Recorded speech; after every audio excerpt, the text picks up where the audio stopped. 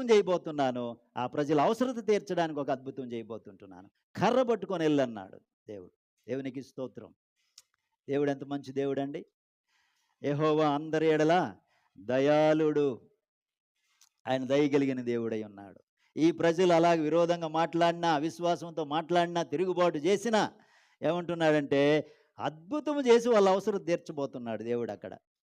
అవిధేయులైనటువంటి వారికే, వారి అవసరం తీర్చడానికి దేవుడు అద్భుతం చేస్తుంటే, నువ్వు నిజంగా దేవుని ఎడల విశ్వాసము కలిగి యథార్థమైన హృదయముతో, ఏమండి, స్థిరమైన హృదయంతో ఆయన పట్టుకొని, యథార్థమైన హృదయంతో ఆయన పట్టుకొని, ఆయన నమ్మకంగా ఉండి ఆయన హత్తుకొని ఉంటే నీకోసం ఒక అద్భుతం చేయడా ఆయన?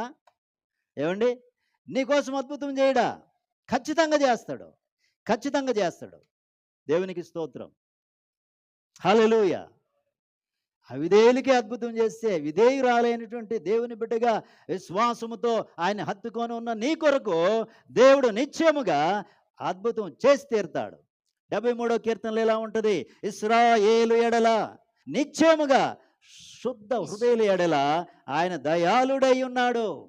దయ చూపించేవాడు, మేలు చేసేవాడు, ఉపకారం చేసేవాడు ఆయన.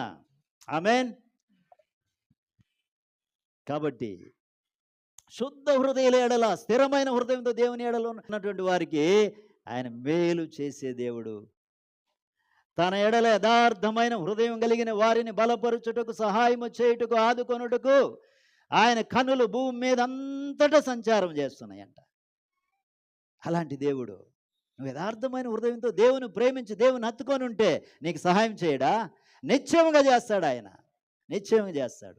దేవునికి స్తోత్రం. హల్లెలూయా.